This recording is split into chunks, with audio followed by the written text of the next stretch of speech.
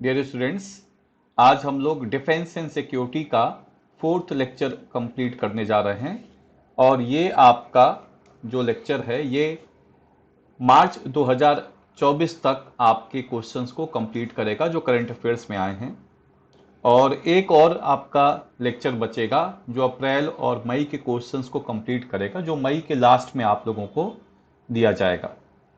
और अभी तक आप ये मान सकते हैं कि ये क्वेश्चंस अगर आप कर रहे हैं तो मैक्सिमम क्वेश्चंस जो डिफेंस एंड सिक्योरिटी के यूपीएससी, यूपी पीसीएस या बिहार पीसीएस में आने की पॉसिबिलिटी रखते हैं वो कंप्लीट हो जाएंगे। तो चलिए डिस्कस करते हैं क्या क्या क्वेश्चंस हैं। कुछ क्वेश्चंस इसमें रिपीटेड हैं क्योंकि कई बार आपके ऐसे ऑपरेशंस पूछे जा रहे हैं और किसी न किसी रीजन के वजह से दे आर इन न्यूज, तो इस वजह से ये इंपॉर्टेंट हैं।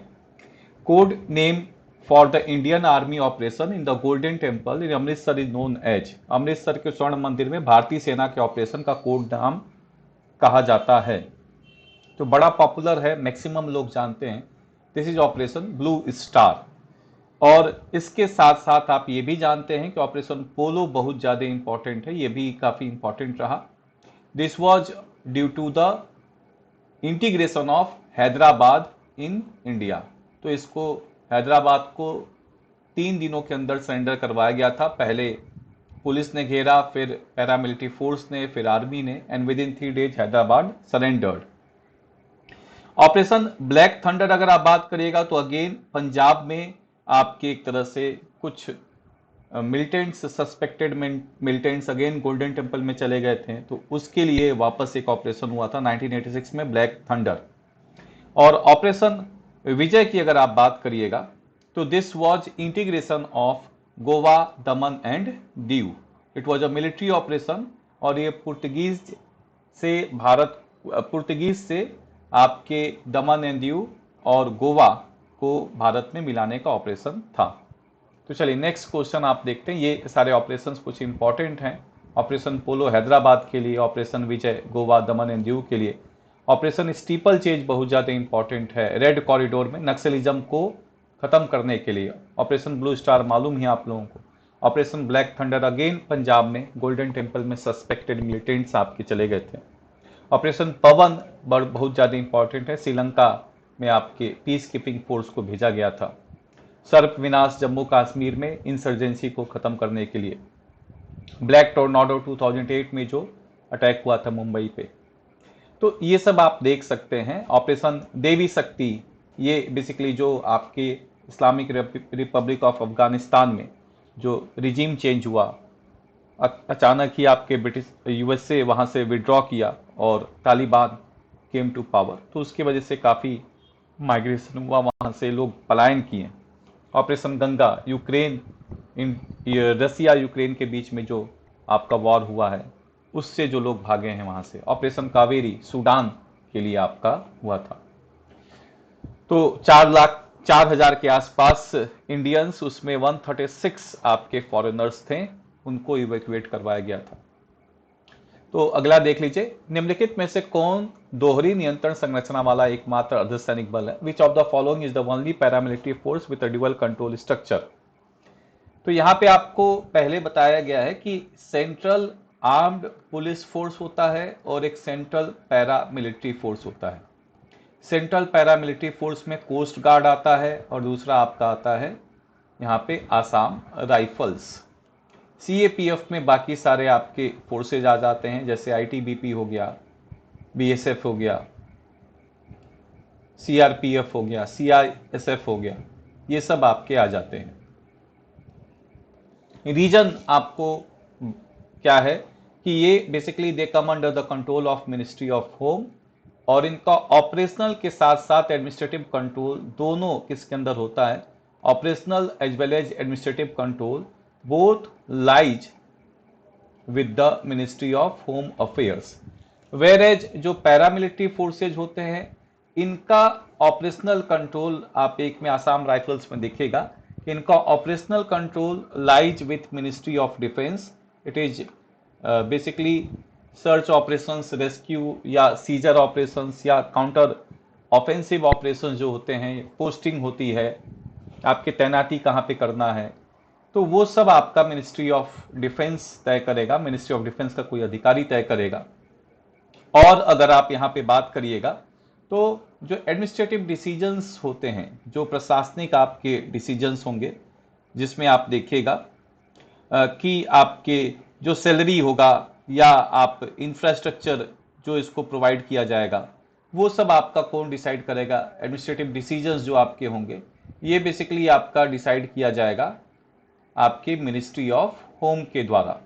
लेकिन इनकी पोस्टिंग, इनका ट्रांसफर, इनका डेपुटेशन, इनका डिप्लॉयमेंट, क्या ऑपरेशंस होने हैं, वो मिनिस्ट्री ऑफ डिफेंस आपका डिसाइड करता है। तो ये आप देख सकते हैं, ये आपका आर्मी डिसाइड करेगा। तो यहाँ पे जो आपका फोर्स है वो है आसाम राइफल्स। न्यूज में लगातार क्यों है? क्योंकि आसाम राइफल्स मणिपुर में जो मेजर हिंसा हुआ है उसमें प्रोटेक्शन प्रोवाइड करने के लिए Assam Rifles important role play करता है। और ये पहली बार इंडियन हिस्ट्री में हुआ है कि कोई पुलिस आपका क्या किया है, किसी पुलिस, आपके स्टेट की पुलिस ने किसी पैरामिलिट्री फोर्स पे एफआईआर दर्ज किया है। तो Manipur police has registered an FIR against Assam rifles. तो एक बात आप देख सकते हैं कि एक स्टेट की पुलिस क्या कर रही है, एक पैरामिलिट्री फोर्स पे आपके क्या की, एफआईआर दर्ज कर दी। रीजन बीइंग कि आपके Assam Rifles are posted in such a place, जो कि मैती और कुकी के बीच में जो हिंसा हो रहा है, वॉयलेंस हो रहा है, उसको रोकने के लिए एक बॉर्डर बना के रखे हुए हैं। और उसमें हुआ कि कुछ आपके कुकी के लोग मैती के लोगों को मार के वापस अपने एरिया में चले गए। And when the Manipur police wanted to arrest those person, तो ये आपके आसाम राइफल्स मणिपुर पुलिस के कर्मचारियों को उस एरिया में जाने से रोक दिए। That's why they registered a case against Assam rifles. और भी बहुत सारे बातें हैं, तो आप देख सकते हैं। चलिए नेक्स्ट आपका क्वेश्चन आप देख सकते हैं। नेक्स्ट आपका क्वेश्चन क्या है? Which of the following are the joint military operations between India and France? देखिए लगातार ऐसे क्वेश्चंस आ रहे हैं, तो आप देख सकते हैं फर्स्ट लेक्चर में काफी डिटेल में डिस्कस किया गया है। ज्वाइंट मिलिट्री ऑपरेशंस जो हम लोग फ्रांस के साथ करते हैं, वरुण है, गरुण है, शक्ति है, इंद्रा हम लोग करते हैं आपके रसिया के साथ। तो अच्छा है, क्वेश्चंस अगर रिपीट हो जाएं तो थोड़ी अच्छी बात होती है, आपको ध्यान भी रहेगा। तो 3 ऑप्शंस आर राइट। वहीं गरुण शक्ति अगर आ जाएगा, गरुण शक्ति, तो ये हम किसके साथ करते हैं? ये हम करते हैं इंडोनेशिया के साथ। तो बड़े सारे हमारे युद्ध अभ्यास है, उनको हमने फर्स्ट लेक्चर में डिस्कस किया, आप एक बार देख लीजिएगा। चलिए नेक्स्ट क्वेश्चन देखते हैं। अदिति योजना के बारे में निम्नलिखित कथनों पर विचार करें। Consider the following statements about the Aditi scheme. इसे विद्युत मंत्रालय और नवीन एवं नवीनीकरण ऊर्जा मंत्रालय द्वारा लॉन्च किया गया है। It is launch by ministry of power and ministry of new and renewable energy. इसका उद्देश्य स्वदेशी विकास और सहयोग के माध्यम से बिजली क्षेत्र में उभरती प्रौद्योगिकियों का लाभ उठाना है। Its aim is to leverage emerging technology in the power sector through indigenous development and collaboration. देखिए नाम से थोड़ा सा कंफ्यूज करने का आपका कोशिश किया जाता है, कई बार यूपीएससी करता है नाम से कंफ्यूज करने की कोशिश कुछ स्कीम्स के अंदर। तो ये आप बात देखिएगा कि this both statements are wrong, ये भी गलत है और ये भी गलत है, दोनों स्टेटमेंट्स गलत हैं, ना तो एक ना तो दो। जो अदिति मिशन है ये बेसिकली मिनिस्ट्री ऑफ डिफेंस के द्वारा लॉन्च किया गया। It has been launch by ministry of defence, और ये कुछ नवाचार तकनीकियों के लिए लॉन्च किया गया। इसका फुल फॉर्म अगर आप देखिएगा तो ये क्या है? Acing development of innovative technology with iDEX scheme. तो ये क्या है? महत्वपूर्ण और रणनीतिक रक्षा प्रौद्योगिकियों में नवाचार को बढ़ावा देने के एक उद्देश्य से आइडेक्स स्कीम आपका है। और इसके साथ इनोवेटिव टेक्नोलॉजी का एसिंग डेवलपमेंट ये है, जो आप देख सकते हैं, acing development of innovative technologies with iDEX.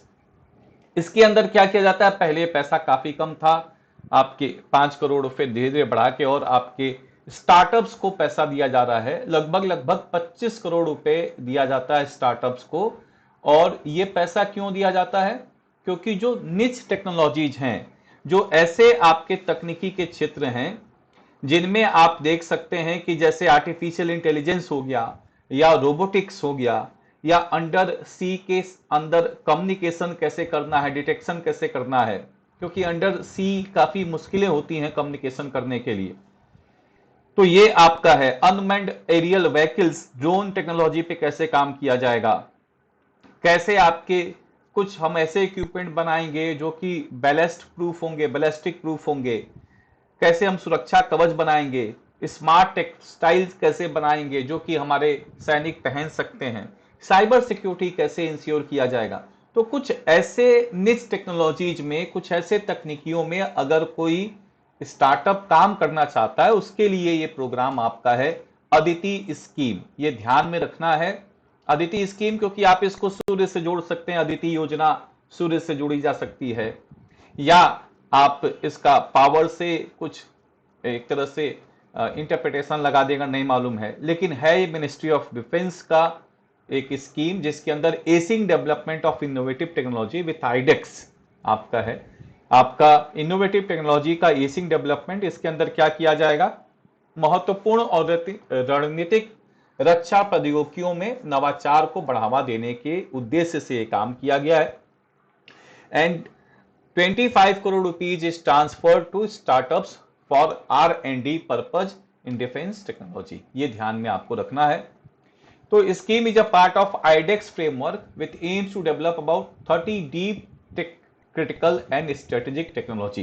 तो यहां पे आप देख सकते हैं कि इसमें 30 डीप टेक महत्वपूर्ण और रणनीतिक प्रौद्योगिकियों के विकास के लिए है। और इसका मुख्य लक्ष्य क्या है, जो रक्षा की आवश्यकताएं हैं और जो हमारे नवाचार हैं, इनके बीच में जो अंतर हो रहा है, इसको पाटने का प्रयास किया जा रहा है। The main aim is to bridge the gap between the defence requirement and the innovative capacities of the various organisations. तो हमारे रक्षा संस्थाओं की क्या जरूरत है और हमारा नवाचार किस क्षेत्र में हो रहा है, अगर दोनों में बड़ा अंतर रहेगा तो डिफेंस की जरूरतें पूरी नहीं हो पाएंगे, फिर हम डिफेंस में सेल्फ सफिशिएंट नहीं हो पाएंगे। और जैसा कि आजकल का वर्ड चल रहा है और इसमें जो वॉर्स देखे जा रहे हैं, उसमें सबसे बड़ी समस्या है कि if you are not self dependent, आप दूसरे देशों से हथियार खरीद के लड़ नहीं सकते हैं। तो आपको अपने हथियार ही बनाने पड़ेंगे। मैक्सिमम टू मैक्सिमम आपको कोशिश करना पड़ेगा कि सेल्फ डिपेंडेंसी इसमें आ जाए। तभी पॉसिबल है जब आप एनजीओज को या स्टार्टअप्स को या हमारे जो मल्टीनेशनल कंपनीज हैं उनको पैसा दें रिसर्च एंड डेवलपमेंट के लिए, वो खुद करें, गवर्नमेंट दे। और किस एरिया में आप देख सकते हैं, जैसे एआई हो गया, आर्टिफिशियल इंटेलिजेंस हो गया, रोबोटिक्स हो गया, अंडर सी डिटेक्शन कम्युनिकेशन हो गया, यूएवी हो गया, ठीक है, स्मार्ट टेक्सटाइल्स हैं, साइबर सिक्योरिटी है। चलिए अगला देखते हैं। अग्नि 5 मिसाइल के बारे में निम्नलिखित कथनों पर विचार करें। इसे रक्षा अनुसंधान एवं विकास द्वारा स्वदेशी रूप से विकसित किया गया है। It is developed indigenously by the DRDO. यह परमाणु हथियार ले जाने में सक्षम है और इसकी मारक क्षमता 5000 किलोमीटर से अधिक है। It is capable of carrying nuclear warheads and has a range of more than 5000 kilometre. यह multiple independently targetable re entry vehicle तकनीकी से लैस है। ये multiple independently targeted re entry vehicle technology is equipped with this Agni 5 system. देखिए क्या क्या इसमें पॉइंट है। पहला पॉइंट तो सही है कि डीआरडीओ के द्वारा इसको बनाया गया है। इसका जो रेंज है वो 5000 प्लस है और ये MIRV टेक्नोलॉजी को टारगेट करता है। तीनों पॉइंट सही हैं और आप देख सकते हैं कि ये जो MIRV टेक्नोलॉजी है, ये एक ही मिसाइल के अंदर आप क्या कर सकते हैं, कई तरह के इसमें आप कह सकते हैं कि इक्विपमेंट्स लगा सकते हैं। आप सिंगल जो आपका यहाँ पे मिसाइल है उसी में आप क्या कर सकते हैं, मल्टीपल न्यूक्लियर वॉरहेड्स जोड़ सकते हैं। तो single missile will be there and this single missile basically ऐसा एक मिसाइल जा रहा है और ये मिसाइल आपका जाएगा, इसकी रेंज आपके अलग अलग जगह पे होगी और एक ये मिसाइल गया, इस मिसाइल के अंदर आप देखिएगा कि कई तरह के वॉरहेड्स होंगे, कई तरह के वॉरहेड्स आपके होंगे। ये मिसाइल गया, एक वॉरहेड यहां पे गिराया, फिर थोड़े दूर गया, एक वॉरहेड यहां पे गिराया, फिर थोड़े दूर गया, एक वॉरहेड यहां पे गिराया, फिर एक वॉरहेड यहां पे गिराया। तो एक ही मिसाइल के अंदर there will be more than 5-10, जितने भी आपके कैपेसिटी डेवलप हो सकते हैं उतने आप इसमें क्या कर सकते हैं, न्यूक्लियर वॉरहेड्स को इंटीग्रेट कर सकते हैं। और इससे क्या होगा, single missile has a multiple capacity and it can hit multiple targets. एक आपका रेंज हो गया, मान लीजिए कि 5000 अग्नि का रेंज है, तो एक मान लीजिए कि 2000 रेंज पे उसने गिरा दिया, 2000 किलोमीटर पे। अगला 3000 किलोमीटर पे गिरा दिया, अगला 4000 किलोमीटर पे गिरा दिया। तो इससे पॉसिबल क्या हो गया कि एक हमारा कोई आपका फाइटर प्लेन है, या आप कह सकते हैं कि एक हमारा कोई बात कर सकते हैं कि सबमरीन है। तो ये क्या कर सकते हैं, सिंगल सबमरीन एक ही मिसाइल के अंदर मल्टीपल आपके न्यूक्लियर वॉरहेड्स को लेके जा सकते हैं। तो आपको मल्टीपल सबमरीन्स की जरूरत नहीं पड़ेगी, वहां पे भी कॉस्ट कटिंग हो सकती है। तो ये टेक्नोलॉजी बहुत ज्यादा इंपॉर्टेंट है और कुछ ही देशों ने इस टेक्नोलॉजी को डेवलप किया है। थोड़ा सा इसको डिटेल में और पढ़ने का प्रयास करते हैं। क्या है आपका, भारत ने अग्नि 5 बैलिस्टिक मिसाइल के एक नए संस्करण का सफलतापूर्वक परीक्षण किया है, जो कई हथियार ले जाने में सक्षम है, प्रत्येक अलग अलग लक्ष्यों पर हमला करने में सक्षम है, जिससे देश की परमाणु हमले की क्षमता बढ़ गई है। तो it has the capacity to carry multiple warheads each capable of striking separate targets. अलग अलग टारगेट्स को ये आपके स्ट्राइक कर सकते हैं, अलग अलग रेंज पे स्ट्राइक कर सकते हैं। और आप देखिएगा कि डीआरडीओ ने इसको डेवलप किया है। अब आपका ये जो टेक्नोलॉजी है वो किन किन देशों के पास है, ये आपको ध्यान में रखना है। United States, Russia, China, United Kingdom and France के पास टेक्नोलॉजी है। कल हम लोगों ने एक और बात किया था डोम टेक्नोलॉजी के बारे में, जो आपका डीप ओशियन मिशन है। उसमें कितने ऐसे देश हैं जो सबमर्सिबल अनमैन्ड व्हीकल या सबमर्सिबल व्हीकल समुद्र के अंदर ले जाने की क्षमता रखते हैं। उसमें हम लोगों ने बात किया था, we have United States, we have Russia, we have China. By default ये 3 नाम मैक्सिमम जगहों पे मिल जाएंगे आपको। वहां पे 2 नाम और हैं, फ्रांस और जापान। यहां पे 2 नाम और हैं जो आप देख रहे हैं, यूनाइटेड किंगडम एंड फ्रांस। तो फ्रांस इज कॉमन, यहां पे यूनाइटेड किंगडम और आपका बढ़ रहा है, जापान नहीं है। तो यहां पे MIRV टेक्नोलॉजी को कौन कौन कैपेसिटी रखता है, US, Russia, China, United Kingdom, France and India. और आपके डीप ओशियन मिशन में कौन कौन से देश थे, US, Russia, China, France and Japan and India is trying to आपके डेवलप इट बाय 2025-26। चलिए, ये आपका पॉइंट देखना है। इस पूरे जो आपको प्रयास किया गया अग्नि 5 को MIRV टेक्नोलॉजी के माध्यम से जो प्रयास किया गया वो मिशन दिव्यास्त्र के अंदर किया गया है। तो ये भी आपको इंपॉर्टेंट है कि किस मिशन के अंदर किया गया, मिशन दिव्यास्त्र आपका है। और दूसरा आपका क्या है कि इसमें आप देख सकते हैं कि किसने इसको प्रोजेक्ट डायरेक्टर रही हैं, वो आपके कौन है, Mrs Sheena Rani is the project director of this Agni 5 mission. ये आप देख सकते हैं। तो ये इंपॉर्टेंट आपका है जो आप देख रहे हैं। एक तो मिशन दिव्यास्त्र है और दूसरा आपका क्या है, ये आपका Mrs Sheena Rani is the project director of this whole Agni mission, Agni 5 mission. इसको फोर्स मल्टीप्लायर भी बोला जाता है, because a single MIRV led missile can strike several targets. This is specially important for जो आपके जो एक तरह से कहा जाएगा कि जो ICBMs हैं, इंटरकॉन्टिनेंटल बैलिस्टिक मिसाइल्स आपके हैं, या आपके सबमरीन लॉन्च बैलिस्टिक मिसाइल्स हैं, उनके लिए काफी इंपॉर्टेंट आपका है। ठीक है, चलिए नेक्स्ट पॉइंट हम लोग देखते हैं। अगला क्या है, युद्ध अभ्यास किसके साथ है, इंडिया, फ्रांस। ये हम लोग बार बार देख रहे हैं ऐसे क्वेश्चंस, तो एक बार प्रैक्टिस जरूर कर लीजिएगा। ऐसे क्वेश्चंस स्टेट PCS में आते रहते हैं। युद्ध अभ्यास इंडिया फ्रांस के साथ है कि नहीं है, वज्र प्रहार इंडिया और USA के साथ है कि नहीं है, कोप इंडिया। तो ये तीनों यूनाइटेड स्टेट्स ऑफ अमेरिका के साथ होते हैं। इंडिया और फ्रांस के साथ हमने बात किया है कि इंडिया और फ्रांस के साथ अभी आपने डिस्कस किया है कि इंद्र आपका किसके साथ होता है, रसिया के साथ, और फ्रांस के साथ होता है वरुण और गरुण और आपका शक्ति। तो युद्ध अभ्यास, वज्र प्रहार, कोप इंडिया, ये तीनों यूएसए के साथ होता है। इंडिया और सिचलीज के साथ एक आपका युद्ध अभ्यास होता है, लेमियाटे करके आपका है, ये आप देखिएगा। तो इसमें केवल एक ही कथन सही है। Exercise tiger Trump 24 bilateral tri service humanitarian assistant and disaster relief exercise आपका है।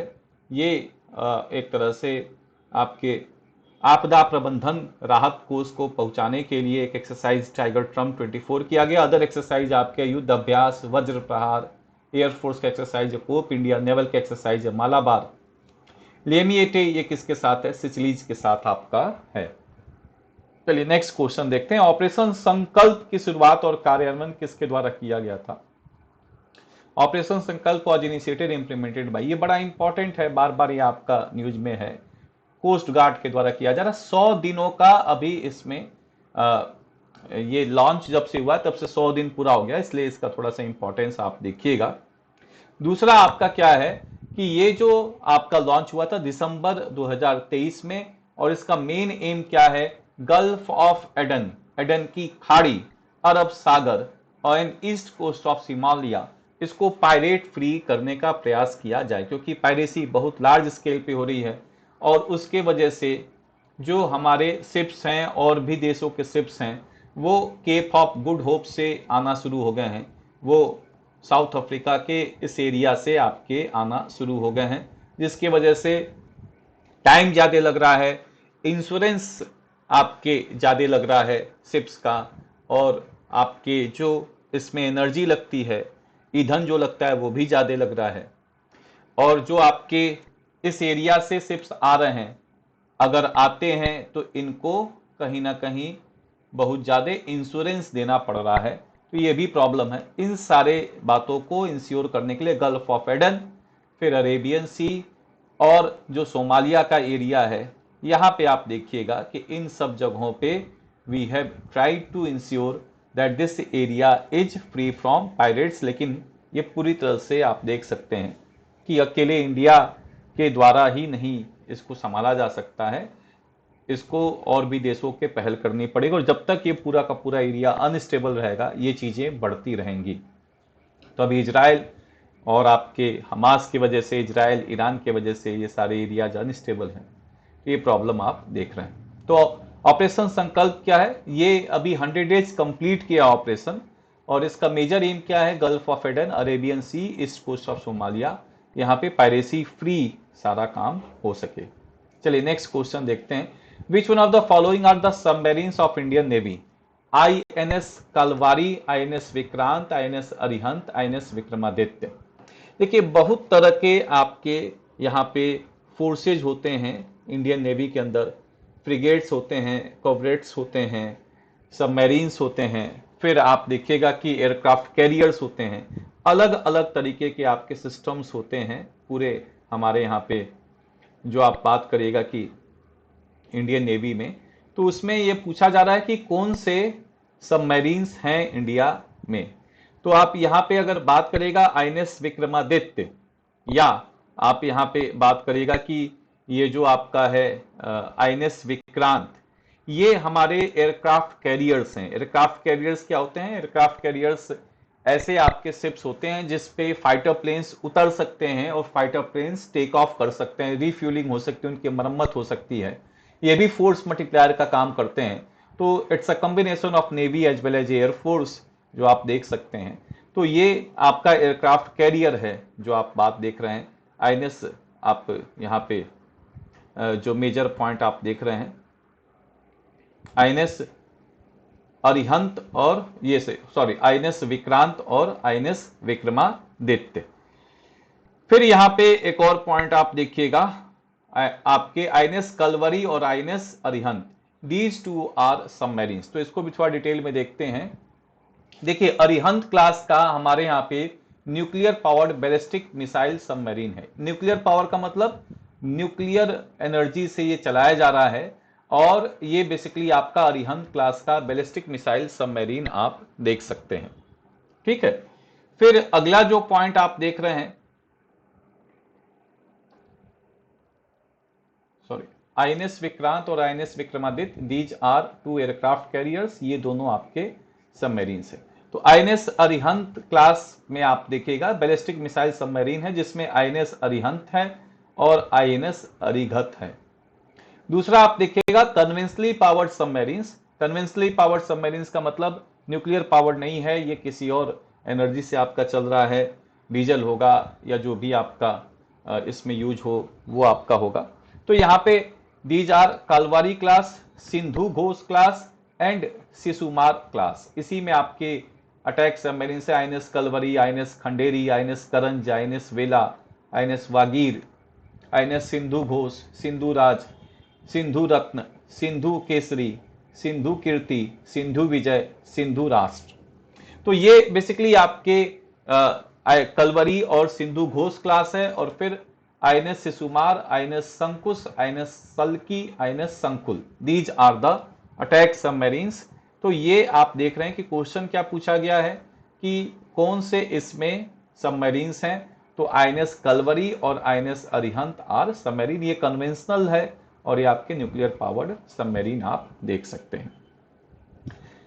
तो वैसे एयरक्राफ्ट कैरियर विक्रांत क्लास के आईएनएस विक्रांत है, आईएनएस विक्रमादित्य है, जो एडमिरल गोरोसको आपके रसिया से हमने अपने पास मंगाया था, खरीदा था इसको। चलिए नेक्स्ट क्वेश्चन देखते हैं। Consider the following statement regarding bots. A bot is a software application that is program to do certain task over the internet. Bot एक सॉफ्टवेयर एप्लीकेशन है जिसे इंटरनेट पर कुछ कार्य करने के लिए प्रोग्राम किया जाता है। बॉट्स ऑफन इमिटेट और replace a human user behaviour. Bot अक्सर मानव उपयोगकर्ता के व्यवहार की नकल करते हैं या उसे बदल देते हैं। Bots can be malicious as well. They can break into user account, scan the web for contact information, for sending spam. Bot दुर्भावनापूर्ण भी हो सकते हैं, जो उपयोगकर्ता खातों में सेध लगा सकते हैं, स्पैम भेजने के लिए, संपर्क जानकारी के लिए वेब को स्कैन कर सकते हैं।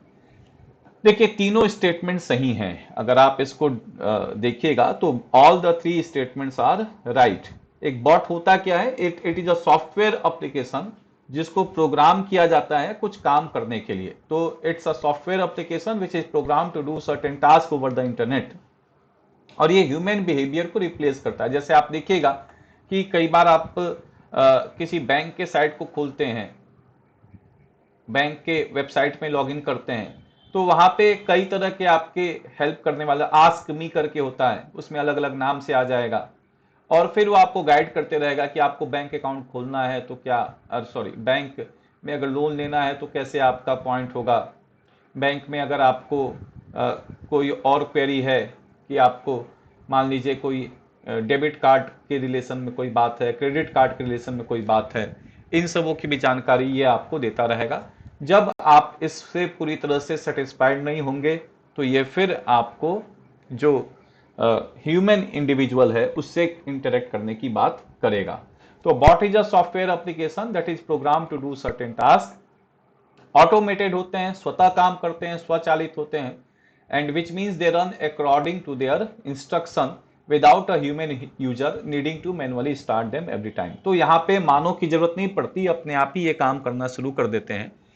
जैसे आप कई बार कई जगहों पे फोन करते हैं तो वहां पे भी आपको क्या देखने को मिलेगा कि एक फोन इंटरैक्टिव वॉइस रिकॉर्डिंग में आपका बात होगा, 7 to 8 ऑप्शंस देगा। उस ऑप्शन से अगर आप सेटिस्फाइड नहीं है या उसमें एक लास्ट ऑप्शन देगा, 9वां ऑप्शन होगा कि अगर आप इन सारे समस्याओं से आपका समाधान नहीं निकल रहा तो आप किसी हमारे रिप्रेजेंटेटिव से बात कर लीजिए। तो ये सब बॉट का ही एग्जाम्पल आपको देखने को मिल सकता है। रेपिटेटिव टास्क करते हैं, they can do them much faster than human user do, ये भी आप देख रहे हैं। They usually operate over network, network के माध्यम से काम करते हैं, इंटरनेट ट्रैफिक के माध्यम से भी काम करते हैं, इंटरनेट ट्रैफिक को भी ये स्कैन करते हैं, वेब पेजेस को भी स्कैन करते हैं, वेब पेजेस पे क्या क्या जानकारी है उसको भी जानने का प्रयास करते हैं, सब कुछ करते हैं। लेकिन इसके साथ साथ आप देखिएगा कि ये कई बार मैलिशियस भी हो सकते हैं। ये किसी यूजर के अकाउंट की जानकारी चुराने का काम कर सकते हैं, आपके इंफॉर्मेशन चुराने का काम कर सकते हैं, स्पैम भेज सकते हैं, ऐसे ईमेल्स भेज सकते हैं जिससे कि आपके मेल पे स्पैमिंग हो, अननेसेसरी इंफॉर्मेशन आपको दिया जाए, कुछ और मैलिशियस एक्टिविटी भी कर सकते हैं। अगर इंटरनेट से जुड़े होंगे तो इसके पास जरूर एक इंटरनेट प्रोटोकॉल एड्रेस होगा। तो ये सारा पॉइंट आप देख सकते हैं। कई तरह के बॉट्स होते हैं, चैट बोट्स होते हैं जो ह्यूमन से कन्वर्सेशन करते हैं, ह्यूमन से आपके वार्तालाप करते हैं और उनका सवाल जवाब करते हैं। वेब क्रॉलर्स होते हैं, bots that can scan content on web pages all over the internet, internet के वेब पेजों पे जो सामग्री है उनके बारे में जानकारी ले सकते हैं। सोशल बॉट्स होते हैं जो कि सोशल मीडिया प्लेटफॉर्म्स पे ऑपरेट करते हैं। जैसे आप देखते हैं आजकल व्हाट्सएप पे भी मैसेज आ जाता है कि ये बातें हैं, ऐसी ऐसी हैं, ये चेंज किया है, कुछ और जानकारी लेनी हो तो ये दबाइए, 1 दबाइए, 2 दबाइए, ऐसा है। मेलिशियस बॉट्स हैं, ये इंफॉर्मेशन आपसे चुराने का काम भी करते हैं। तो ये लगभग आपके तीनों स्टेटमेंट सही हैं। अभी तक जो हम लोगों ने डिस्कस किया है ये मैक्सिमम पॉइंट्स आपके डिस्कस हो गए हैं जो कि मार्च तक के डिफेंस और सिक्योरिटी से रिलेटेड हैं। अब नेक्स्ट क्लासेज में हम लोग कोई और टॉपिक स्टार्ट आपका करेंगे। मोस्ट प्रॉब्ली मैप्स कर सकते हैं या आपके पॉलिटी के कुछ करंट अफेयर्स देख सकते हैं। तो नेक्स्ट क्लास में मिलते हैं आप लोगों से। थैंक्स।